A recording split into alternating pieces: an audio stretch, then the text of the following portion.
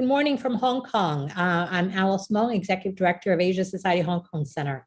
I'm delighted this morning that we're going to be doing our COVID episode 37 conversation. I'll have a conversation with Professor Catherine Sun from Shue University, Hong Kong Shue University. And I'm really delighted. This is out of the episode, the 37 episode, this is only be the third one that we've done focusing on mental health. And today we have an expert here joining us today here in Hong Kong. And Professor Sun's CV is quite interesting. She is born in Shanghai, raised in Hong Kong, but trained in the United States. And she underwent psychoanalyst training in the late 70s and 80s and has a doctorate in community medicine from University of Hong Kong. She was in private practice in the 80s and 90s, and then returned to academia in 2001. Currently, she's Senior Vice President of Hong Kong Shue University, where she has started some great program training counselors and psychologists. She is founding president of the Asian Professional Counseling and Psychology Association, and she really does play an instrumental role in starting its official journal. So we're really delighted that this morning we have Professor Catherine Sun joining us. And before we get started on my conversation with Professor Sun, I just want to start, like I usually do, to give everybody an update on what's happening in Hong Kong today. I think we all know, those of us in Hong Kong know that we're coming out of fifth wave, and hopefully on Thursday, a lot more venue, including some of the schools, will be reopening. Currently, Hong Kong, I mean, we've surpassed 1 million cases, 1.1 million, and our death rate, unfortunately, especially during this fifth wave, we now are over 9,000, and this fifth wave, I think, brought in about over 8,000 deaths, unfortunately, and mostly the unvaccinated elderly. So this is really a timely program, and especially after this lockdown, which started around February, actually January, more or less, we in Hong Kong have been not quite a lockdown, but a semi-lockdown. But it's to be fair, restaurants are open till 6, but a lot of the gyms, many of the venues, museums, including Asia Society Hong Kong Center, was closed. So April 21st, I call it Liberation Day. We're all looking forward to that.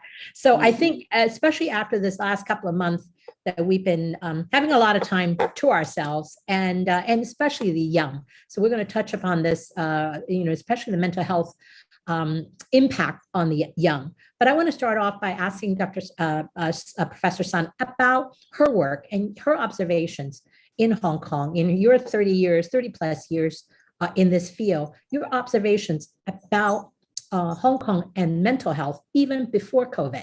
If you can give us kind of a brief summary on that, and then we can start with right there. Professor Sun? Okay. Well, Hong Kong being the very busy metropolis it is, stresses are abundant, right? Crowded living space, very competitive work situations, long hours of work, and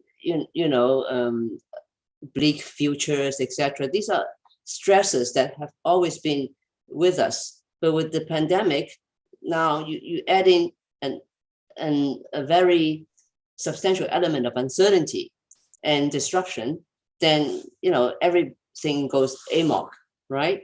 So I think Hong Kong has been struggling to deal with this mental health problems, and you see a lot of NGOs, a lot of people, working together to try to balance, our mental health somehow. But I think there's still so much that could be done. For example, given I've been right in the middle of this, right? We started in 1971. To have a program in counseling and guidance, but that was at the diploma level. So we were in schools, training teachers about guidance and counseling. And we started then try to get government to recognize counselors as they recognize social workers. But they're too busy building up the professional social work, and so we were ignored. And then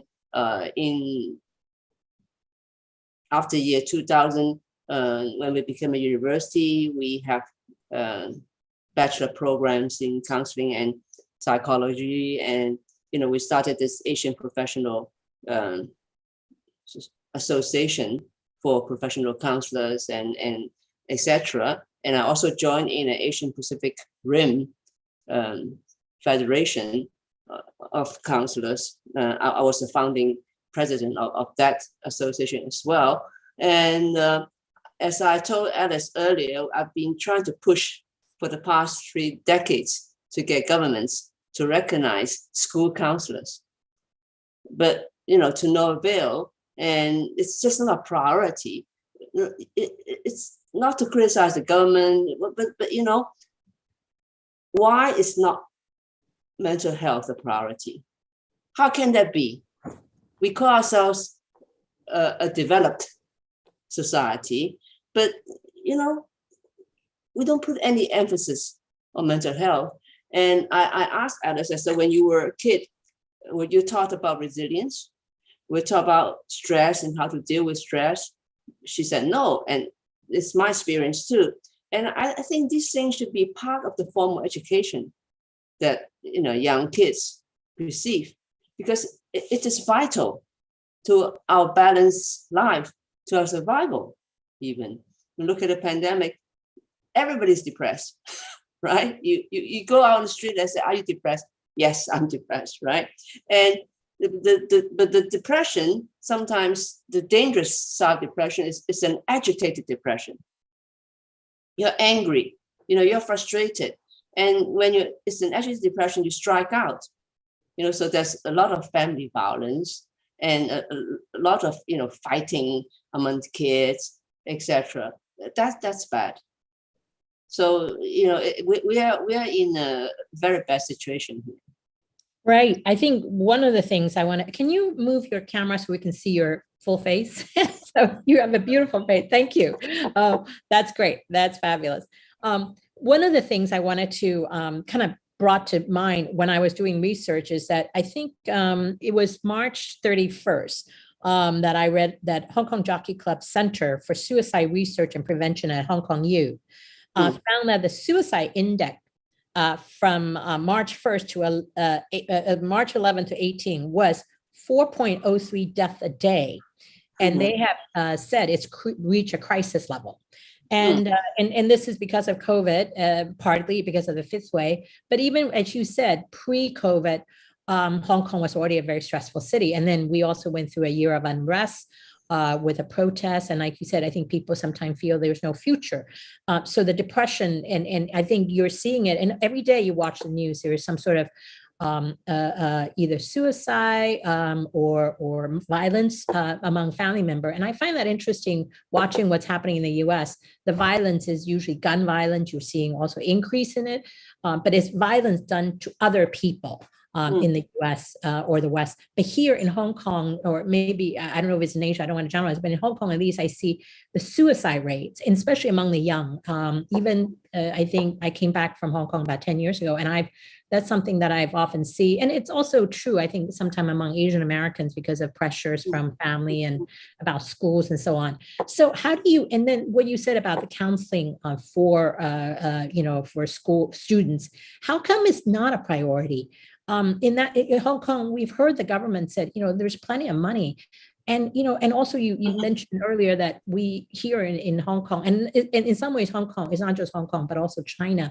You now have one child, or a lot of families choose to have, fewer kids. And the child is the little emperor, little empress, is their treasure. So how come there's not that resource place on it? When I see the Hong Kong, what we've gone through with COVID, some of the world-class experts on infectious diseases are here at Hong Kong with Hong Kong U, Chinese University, Poly, many of the universities here in Hong Kong. How come, and I was very surprised to hear Shue University, it's only been, 2001 that as a university, and it's from a mutual friend that I understand that there is training done, but the counselors are not, like you said, not getting the respect or the recognition by the schools or by the government or by society.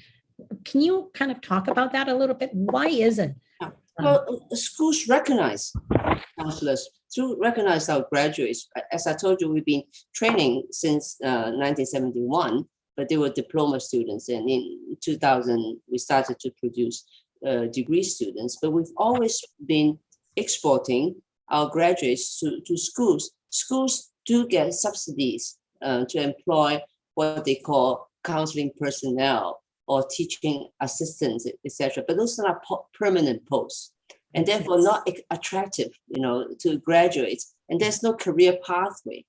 And this is why the whole profession of counseling has not blossomed.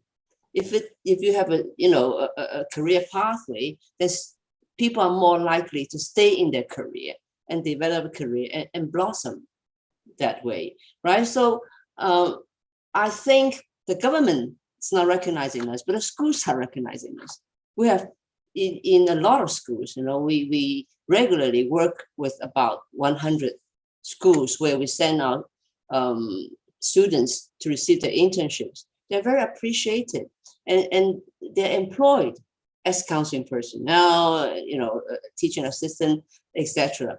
Particularly because now we have such an quote unquote integrated system, and so in every class there could be between 10 to 20% of students who are identified as having special education needs, right? And so it's very, very stressful for the teachers to teach that integrated class. And our students have been playing an instrumental role in assisting the teachers to deal with crisis, etc. So their value has been recognized by schools. But government officials, when we approach them and say, make this an official post, right? Give them, set out a good formal career pathway for them, assistant counselor, senior counselor, whatever. And so they stay in the counseling profession, they stay in schools. A lot of them get very frustrated with the low pay and, lack of recognition. So they leave and they set up private practice or they do something else with their counseling skills, which is a pity. Right. There are very few people who stay there for a decade or 2 decades. Some students of mine are very adamant. They do stay, but most, they just leave the field, which is a total waste. So I'll say schools to recognize. When we talk to government say, well, look, teachers are doing counseling. Huh? How can you add counseling, which is very heavy responsibility, to teachers who are already facing very, very heavy responsibility themselves? And then they say, well, social workers do counseling. Yes, but social workers are not trained to do counseling, trained to do social work. These are very different disciplines. They work together very well. They support each other very well, but they're separate disciplines. So would you say, I think in Hong Kong, and in fact, there was also an article that I read recently talking about the government panels. The researchers and the hard scientists are on the panel, but rarely do you have social scientists on these panels. So some of the recommendations sometimes really lack the empathetic. In terms of the psychology aspect. We know the infectious disease, and we know the not numbers, we know the scientific, I think we know more about COVID during this pandemic, the coronavirus, and any time because of, again, this infodemic. But I kind of get the sense that the social science aspect of it, the human aspect, the social development aspect is not as focused. So you do not have, for example, on the health department, somebody that recommends talking about the social, the psychology aspect. For example, closing schools. The decision has been made about closing schools, and we talked about it earlier. Here in Hong Kong, schools. In fact, there was another article that says that Hong Kong, our school has been disrupted longer than anywhere else because, again, social movement, the protests. School been closed on and off for almost 3 years in some areas. So how do you think that's going to impact the development of these students, some of them have not gone to school in a long time. Yeah, especially for very young kids, in kindergarten and nursery, because they have a 3-year kindergarten system in Hong Kong, K1, K2, K3, right? And my neighbor living across from me, and her kid is now ready to go into primary 1, and she said, I don't know how it's going to do it, because he's had like only one full term out of 6 terms, one full term of face-to-face teaching, and he didn't like it because he's not used to face-to-face, all this interaction. He doesn't know, and he's complained by teachers of being a bully, and he complained about being bullied. They lack social skills. So because only way you learn social skills is through interaction with other, kids of the same age and with adults. So, imagine this kid is grown up just with his parents and a domestic helper. That's it. You're not even allowed to have friends over, etc. Right? It's not safe. And you want to go to the playground, gee, sorry, it's closed, right? Nowhere to go, nowhere to interact. So he's going to go into primary 1, and I as I said to Alice earlier, the primary 1 teachers are very worried. They said, what kind of little monsters are we going to deal with? They have no sense of being considerate, or of giving, taking, in turn, etc. They have no such concepts at all, right? Or sitting quiet. And you probably, in a class of 30 children, the first few days, you probably diagnose them all as ADHD because they have no attention span. They've not been trained to have an attention span. So this is, I think it's going to be a disaster in the coming term. Right. Well, we'll find out soon enough because school is reopening here in Hong Kong. Yeah. I think some of the but then the elder kids who are the teenagers, they also complain about the isolation, and some of them are getting ready to go to college and so on. So the disruption for the school age kids has been all around. In fact, I think the one quote was a kid said, I'm not contemplating suicide, but she wished she was dead because one of her best friends had migrated. She's losing one of her best friends. And going back to school is not going to be the same because they've been closed down for a long time. So I think that kind of stress and that kind of is really hitting all of the kids as well as adults. So how do you advise adults, with kids to deal with it? I mean, I'm sure there are resources out there out there, but I feel, it's not like you can, seeing a counselor or let's say seeing a psychologist is, insurance doesn't pay for it, correct? I mean, and people usually pay out of pockets. So how do you, in your work, in your, community work, how do you think that the government, how do you think community can deal with this kind of, I kind of call it the silent epidemic? What are some of the things that we can do about it? Well, not to criticize government, but I've given up on relying on them for psychological support. So let me do a little bit of advertising. We've just started last week a hotline and free psychological services for the community. So it's run by an organization and called Counseling and Research Center.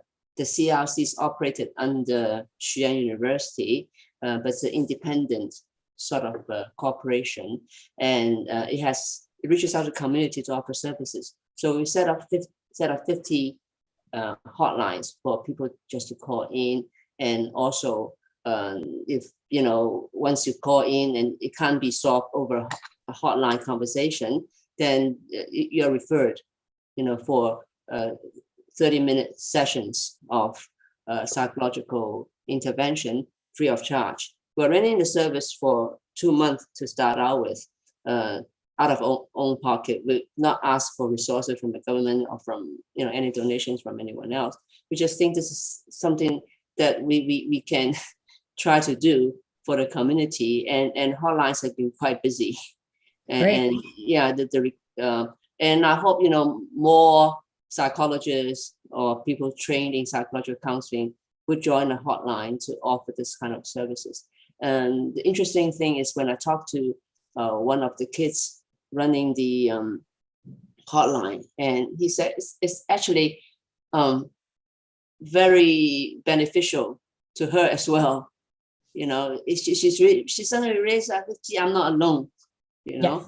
and I'm not nuts. I'm not loony in interpreting things the way I interpret. So I think this conversation, this interaction, not to talk about counseling skills or psychological skills, at that level, it's already very helpful.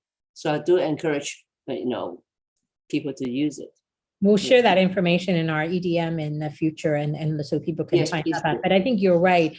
For me, even if we just keep busy, but meaningful, I mean, just talking to people. I think sometimes just talking to friends and FaceTime or whatever, talking is always better than not talking, I guess. Yeah. But you also, before the program started, you also mentioned that you now, Shue has a program now teaching kids about,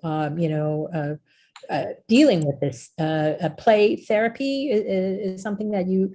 Yeah, we are starting a master's degree program in play therapy in September.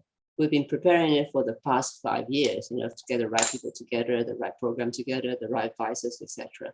And I think it's very much needed because we never, think of kids having stress,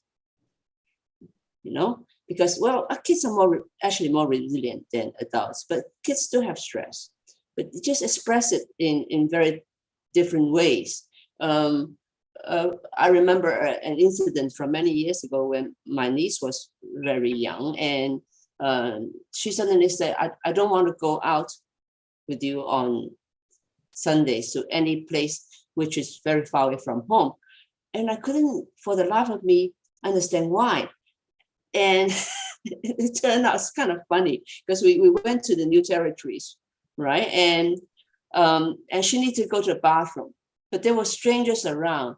And she couldn't tell me that she had to go to the bathroom in front of strangers. So, that made me realize, kids do have their stresses, but, we don't realize that. I mean, for you and me, well, I need to go, right? It's something very easy, but for them, it's an embarrassment, especially for 4 or 5 year olds, right? So I think we're developing this program in play therapy to deal with children who are obviously not adapting well. Their life seems to be out of sync somehow, as observed by their parents or their caretakers.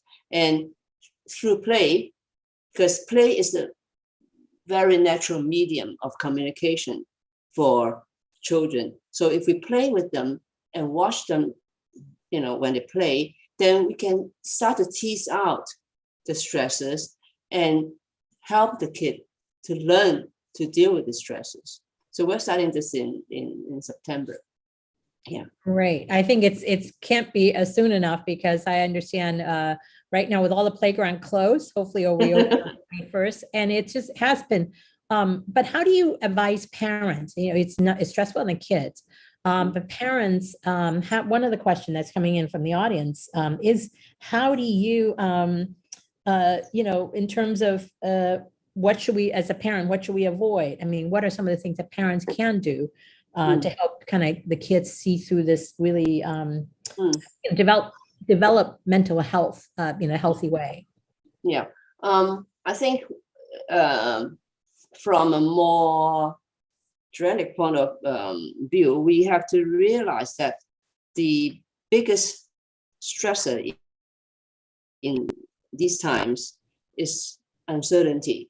Okay, I remember when in January 2020, when the COVID started, we were all thinking, hey, it'll be over by summer, right? By now 3 years, right? third summer is coming. And so this uncertainty is still looming. We still don't know. Right. When we will be able to see our loved ones from overseas, when, life return to quote unquote normal, this uncertainty. And because we feel uncertain, our life, our real life and our psychological life are disrupted. Our psychological equilibrium, okay, homeostasis is disrupted. And so not just for parents, but for everyone, for adults, for kids, I think one of the things that we need to do is to bring in a routine, a stable routine, something that we can look forward to. We know this is going to happen. Okay, you are going to get up in the morning, you're going to have breakfast, then you're going to change into decent clothes and not be in the apartment, because just in the apartment that you're pajamas all day, you change in something presentable. And then I put you on camera so you can Zoom learn, right? You can go into Zoom classes. And just not make the kid feel that this is temporary, that you will be doing something different. If you make the kid feel this is temporary, then they're not going to invest their energy, their focus into whatever they're doing. They're not serious about this. But make them feel that this is one way of life. I'm not saying it's a permanent way of life. It's one way of life, right? Going back to school, it's another way of life. Don't talk about going back to school as something joyous that you is happening, and it's not happening. Definitely, or permanently, right? We don't know. Maybe it will be closed down by December again. Who knows, right? So I think to come to grips with this feelings of anxiety, anger, depression, the first thing is to deal with your sense of uncertainty. Actually, from a very philosophical, humanistic point of view, life is uncertain, right? But we don't feel this uncertainty. We don't focus on this uncertainty. But now external situation, elements are so uncertain that we've shifted our focus on this uncertainty and then let this uncertainty overwhelm us, right? So hang on to the things that are certain. You're still alive. That's certain, right? You still have a place to stay. This is certain, right? Well, you may not have a job, and that's uncertain. But hang on to the things that are certain. Hang on to the love between you and your family members and friends. That's certain. Hang on to the things that are certain. I'm not saying that turn a blind eye to uncertainty, but make it just as a part of your life. Because now we're all focused on certain. We're all saying, hey, I hope I can go to La for the summer. Oh, I really miss going to Korea, to Japan. We are seeing too much of that, right? So I think to deal with any stress, in any stressful situation, uncertainty always causes distress, right? So hang on to the things that are certain. Hang on to the things that you can do, right? I always tell my students, I say, you know what a problem is? A problem is an uncertain situation that has appeared, but to which you have one or several solutions. That's a problem. If a situation appears, an uncertain situation appears, and there's no solution to it, that's called anxiety. Right? And what do we do with anxiety? What do we do with anxiety? We deal with anxiety. How do we deal with anxiety normally? We deal with anxiety by finding the solution. Right? Right. But where solutions are not in sight, what do? We hang on to the things that we have. We hang on to certainty. So this is why I've insisted on coming to work every day. I've never worked one day from home, during this whole period.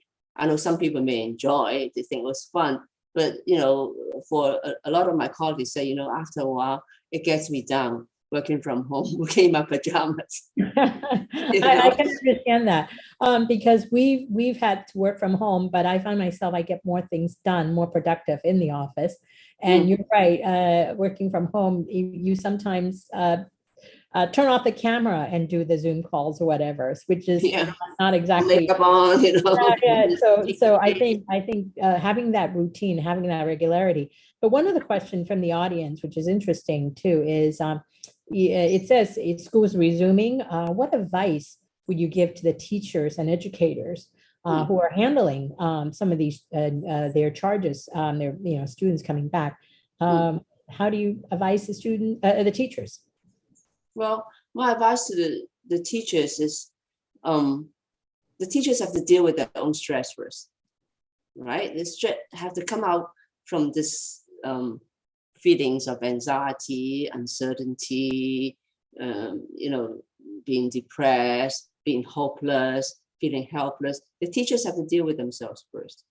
And I will advise, schools to actually employ good psychological counselors to work with teachers in groups or on a one-on-one situation. The teachers must be able to deal with it first.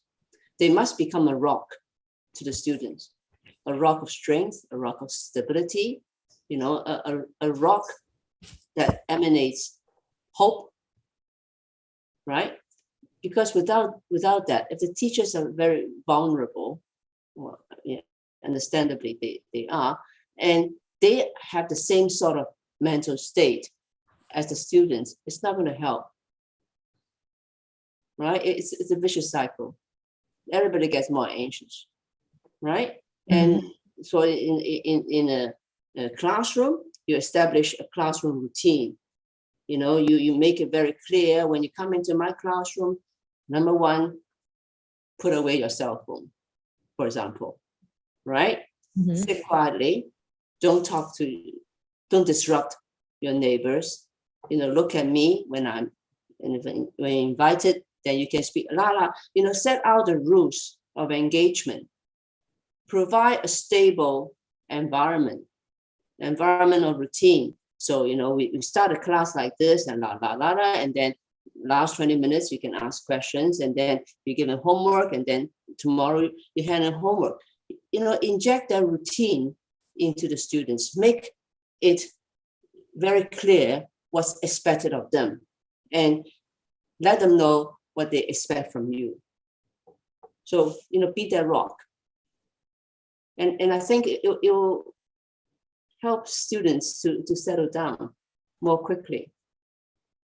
Okay, one of the question here, which is interesting, and I want to bring in this things that I read about, even in China, mainland China, they began taking step to really, even pre-COVID, this crisis of overworking and stress. I'm sure the way the government or the way the industry has developed in China, you right now are hearing, the people literally kind of like Japan before, dying on the job of overworking in the company.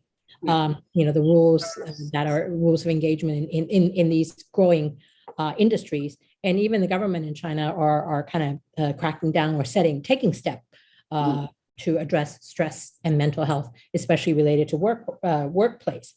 So this question is, from the audience says, what can schools, companies, and institutions do to provide a healthier environment for kids and wider Hong Kong population? So it's no longer just schools, but companies as well as other institutions for healthier environment.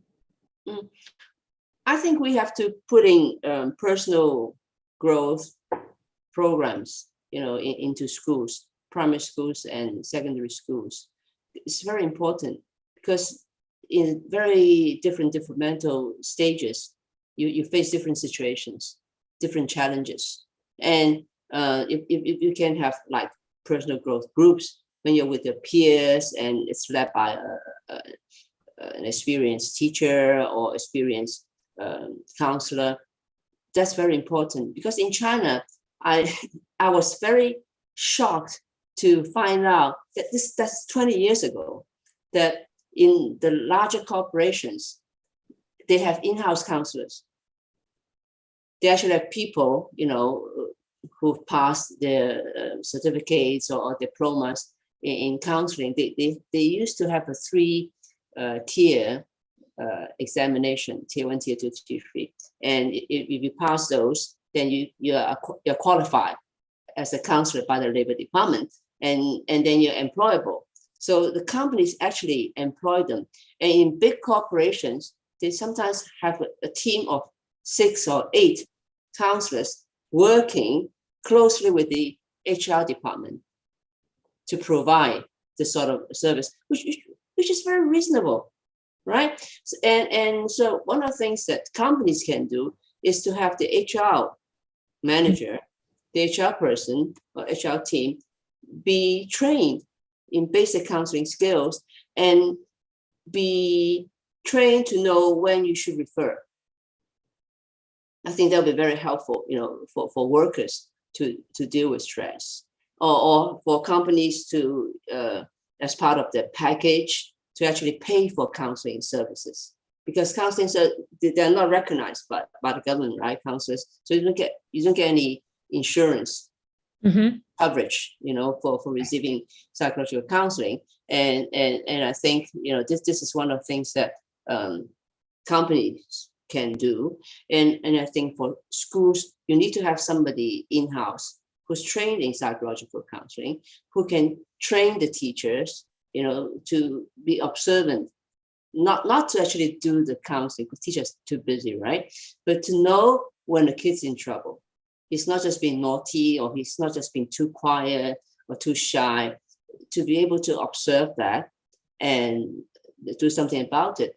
CRC, the Counseling and Research Center that I just mentioned, we did very good work in Macau because they're much more receptive to school counselors, right? So we've been working with them for, over 10 years now, with a lot of schools in Macau, and we train the social workers working in the schools basic counseling, not as a basic, quite advanced counseling skills, so they can actually do the counseling. That's it.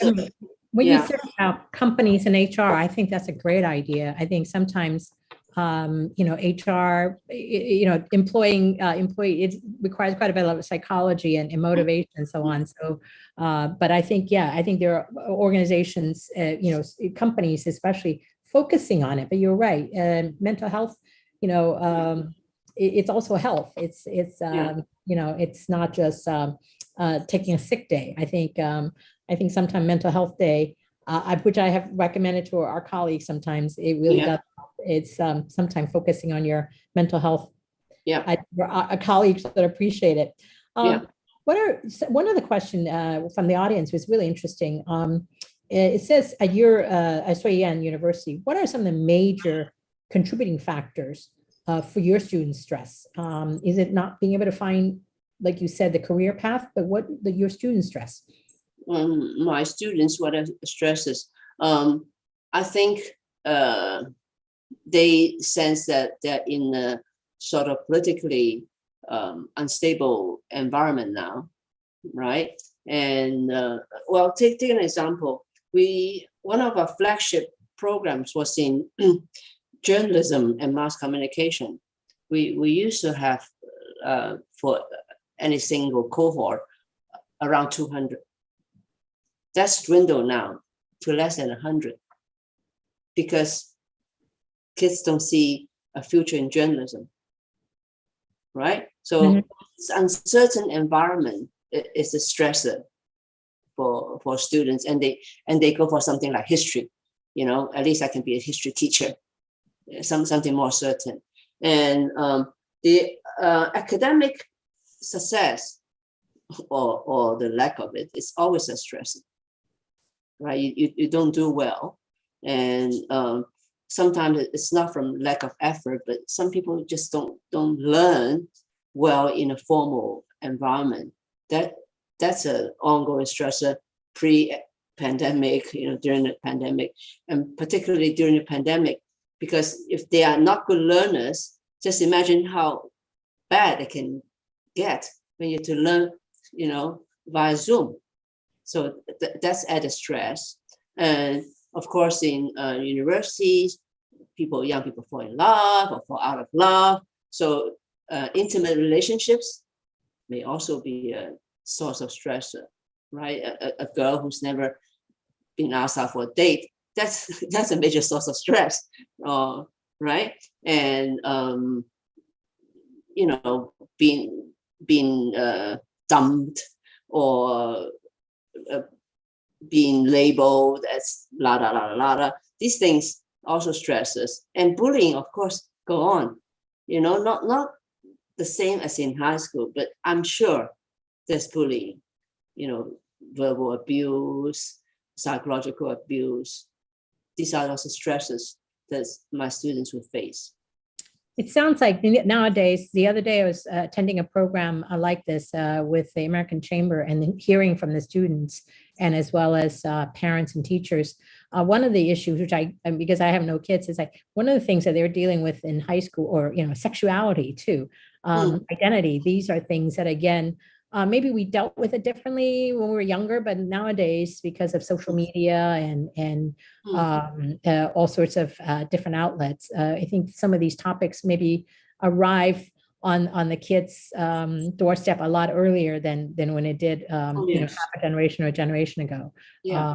So early as 12 or 14, you have these issues because I heard it's a horrendous account. I don't know if it's real or not, but it says that in one of the schools, they actually have something called rape culture. In other words, for boys to get a notch on the belt, they have to, forcibly have sex with another girl. Or, I've dealt with all kinds of people in my career, but that came as a real shocker. And so I said, so how does it work? So the boy gets a notch for forcing himself on the girl. And what about the girls? He said, well, if you've never been forced upon, then you're not popular. What sort of values, right? Beliefs, etc. So I think we sometimes need to get into, this subcultural values and understand them well, and understand what it's coming from. What's the importance of sexuality? But then, of course, you watch the series, Korean or American series. I mean, sexuality is so emphasized, right? Right. Well, one of the question here, I think going back to what we were talking about, resilience. What can be done across different stakeholders in the educational process about teaching resilience, whether it's student, teachers, or school? You're talking about it in the programs that you're doing. How do you teach resilience? How do we teach resilience? There's actually a very good program, step by step, that you expose students to. And I remember in the days when I was a civil servant working in the prisons department. Now, it's not called correctional service department. One of the resilience tests is they send you on an island solo. So you're given very bare necessity, a torch, maybe a packet of biscuits and a poncho or whatever. And then you're set free on an island, roam the island for a day, and to survive. I think this is good resilience training. I'm not advising it for very young kids, but I think the problem with parents these days is that they try to remove all obstacles from their kids. I had a student from mainland China, a young girl who had a breakdown. And one of the reasons was that she didn't even know how to boil water on a kettle because it's all electric at home. And even that, her mother would do it for her. You know, so you have to think, if you want to build up resilience, are you allowing your children to take up the challenges of everyday living? Or you are trying to move these obstacles out of the way so they have a smooth path ahead? All parents think like that. You know, I have a difficult life, so I want to make it easier for my kids. And then you blame them for having no resilience, right? So ask yourself what you're doing. You know, involve them in problem solving, especially their own problems. You know, invite them. You can support them, but not do it for them. This is how resilience is built, basically. Of course, there are all very formal programs of, you know, how resilience can be taught, but I don't rely on those programs. Those are only, you know, for one time. It sort of plant the seeds of resilience, but then in everyday life, parents should allow their kids to take up the challenges of solving their own problems. I think your desert island is something that I sometimes use when I'm interviewing people. And will this person, do I want to be stuck in a desert island with? Will I survive? Will this colleague, if I hire him or her, how will they get me out of trouble? And so that's six, right? That's always been my questions of, in the end, will I survive the desert island with this person? So the resilience question, that's really a good way of testing.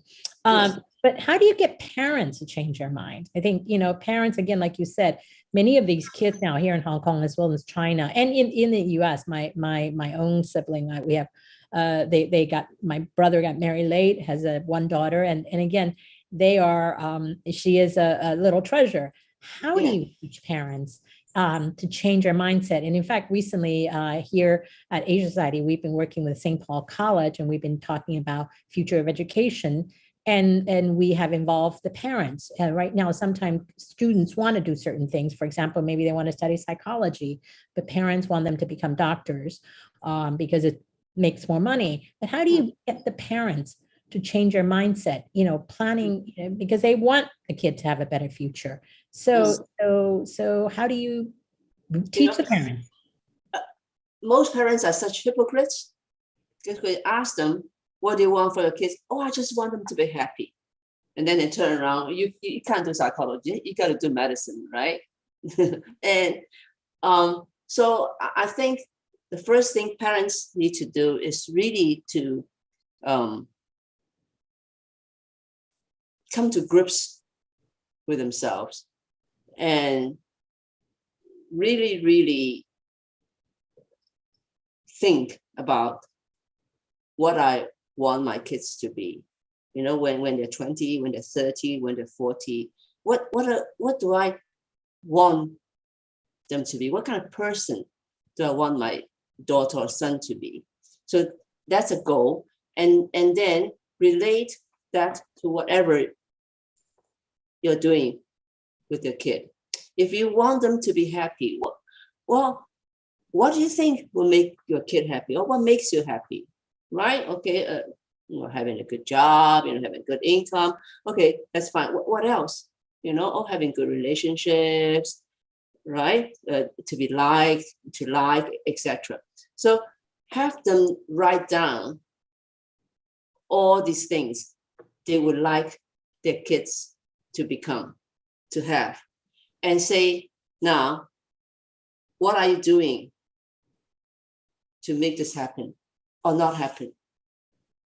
Right? If you want them to be popular, at least you have to teach them to give, to be givers, not just takers. Because the way parents do it, they're encouraging their kids to take. Why would they be different with their friends? So you have a little group of takers. Often they don't get along. And so they go out and look for suckers, right? right? And so if you want to be popular, you have to teach them all these basic things about human interaction. If you want them to have a good relationship, have a good intimate relationship, well, look at yourself and your partner. Are you demonstrating how a good relationship works? For example, transparency, for example, good communication, frequent communication. Not everybody, looking at their cell phone when they're eating. What are you demonstrating to them? Right? Because I heard a mother shouting at a boy, said, "Put down your cell phone and eat properly." And then she's chatting away with her friend, Kids learn by example. Correct. Yes. Right? They don't learn by what you say. So have a very clear goal of who you want your kid to be, right? And look at what you're doing and bridge the gap. That's great advice. Here we have a question from a teacher. Mhm. As a teacher, I found it quite hard to gain strength for myself and for the students. How do you handle your duties and also take care of students' wellness? I think for all adults, teachers included especially, you have to achieve a good balance in your life, your work life and your social life and your private life. The three is like a tripod, right? That sustains you. You have to get a good balance. I think in Hong Kong, a lot of us will prioritize our work life over our personal lives and our social lives. If you your friend calls you up for a lunch meeting, oh, sorry, I can't come down, I work, right? And then you cancel last minute because of work. So I'm not saying that work is not important, but it's not that important. You should not let work overwhelm. For example, for me, I don't take work home anymore. I used to in my younger days, but for the past 20-something years, I refuse to take work home because it's so unhealthy. It interferes with my family talks with, shh, go away. I'm working. It's so destructive to a good relationship. So I don't take work home, and I encourage my family not to take work home. We don't take work home. And Saturdays and Sundays are non-work days.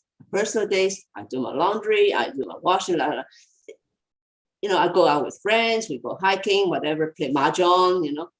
You have to achieve a good balance. And that's how you gain strength. I think the thing that gives you strength are good, solid relationships.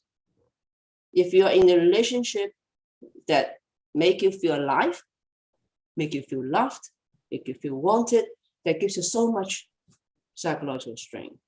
And you have to groom these relationships. I call it our social envoy. Everybody's got to have one or two social envoys, right? Somebody at my 6 backing me up. And I'm also a member of other people's social envoys. So the concept of social envoy in social psychology is very important. This is how we get ourselves going. This is how we receive support and how we support other people, how we relate. Because eventually you find that whatever true meaning you have out of life, it's not the fact that you're driving a Porsche, you live in a 3,000 square foot apartment. What gives you real meaning is relationships, relating to people, making people feel that they matter, and allowing them to make you feel that you matter. So this is important.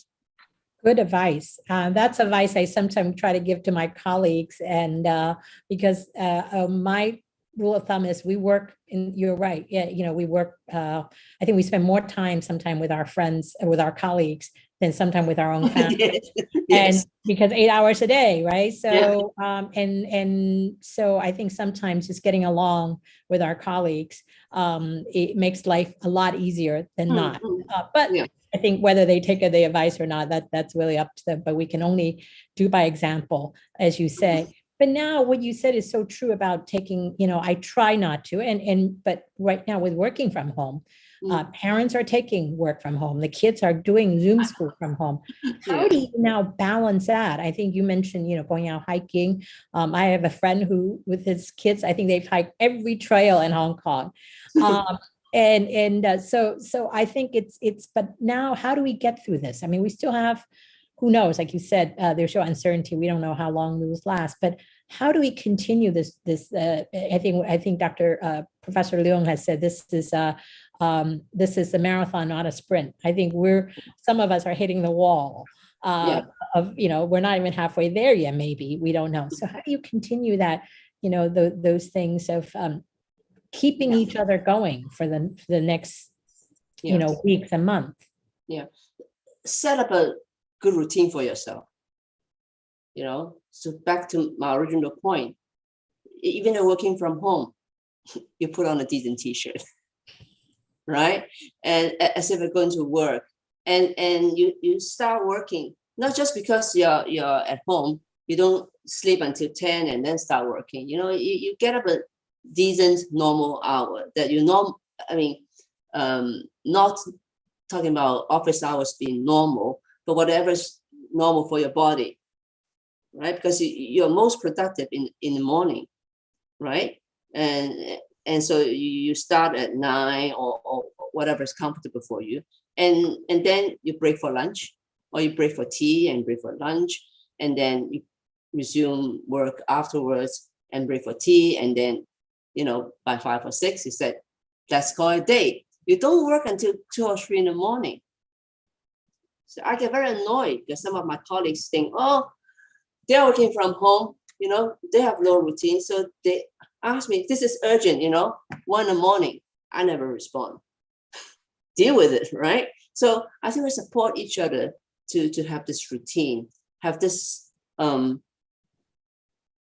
solidness to our life, to have an anchor, because work is a very important anchor for us. So don't let this anchor go adrift into darkness, into oblivion. Have this anchor.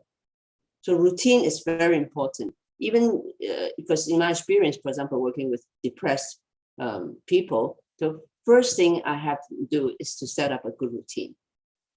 It's awful for a depressed person to wake up in the morning and think, gee, got nothing to do today. Drift further down to depression. But, you start out a day, you know exactly hour on hour what needs to be done, right? That gives you an anchor to attach yourself to, and you don't go adrift. Because like in depression, the worst thing is this free-floating anxiety, because you're adrift, you're not anchored. Well, we're coming to the end. I could talk to Professor Sun for another hour easily, because it's an area where I find fascinating in terms of our mind and our, especially during this difficult time. And I also, another topic we didn't get to is grieving, because lately we've had a lot of death with numbers and parent, a family member have not been able to say goodbye to their loved ones. So that's another topic we can come back to. But I think your advice have been just really very useful, very helpful. I find that having that routine and anchor, and I know I could not have survived this last 2.5 or 3 years without my friends. Not having my family here, physically here, but when I can, spending time with them in the States. But I think you're right. That social envoy is such an important safety net during this time. And my social envoys are online, in person, and I can't wait to see them in person after the 21st. So I think the routine, part of it is also workout, gym, which was closed. Now, hopefully we'll back to it. So I think your advice is just absolutely fabulous. And I really, really, the idea with this was really just have a conversation because, and to really, learn from your wisdom. I think the area of psychology, I just feel is undervalued. I think, as you said before, I think I think the government hopefully will be changing in terms of understanding, being empathetic, and hopefully, we'll learn from this. I think with COVID, the idea of this series was always to learn from each other, whether the experts like yourself in social science, in psychology, or in infectious diseases. I think the experts, we still have a lot to learn from. And as this COVID is not going anywhere for a while. And so our next episode, episode 38, I can't believe we've done 38 already. Wow. Will be coming up at the end of the month. And we're going to be talking to Professor Vernon Lee from Singapore. Professor Lee is going to be talking, we're going to be lessons learned from what Singapore's journey has been to COVID. And I think also tonight we have a program about in conversation with Kevin Rudd, our president of Asia Society, which can talk about his new book, The Avoidable War. So we're going to keep busy. Asia Society, what we have done this last is have been keeping busy. And the program we're going to be doing with SPC St. Paul College, Future of Technology, Work and Education, and Future of Climate, as well as healthcare. This is a plenary session that's open to all. It's a hybrid program, so we look forward to working to welcome back in person a program at Asia Society on May 7th. And then, of course, our program, our continue. And then speaking of resilience, Recovery, Resilience, Resurgence, our exhibition is reopening on Thursday. And this photographic exhibition really shows us the resilience of Hong Kong from the 40s to 70s. And we're going through another period of resiliency with this COVID. So please join us when the exhibition reopens. And again, thank you, Professor Catherine Sun, for being with us. And we look forward to having you back. I think you gave us some wonderful advice, and we look forward to speaking with you again. And stay healthy. I know you have you've given us a lot of food for thought today. And those of you who are out there, keep on, keep your routine going and keep on being resilient, because I think I would like to say, this fifth wave is coming to an end, and we're going to have some exciting programs coming up, and, look forward to welcome you back in person at Asia Society in Hong Kong. So thank you very much, Alice, for having me today. Thank you so much, Catherine. We look forward to seeing you again. Thank you. Good afternoon, all. Bye-bye. Bye.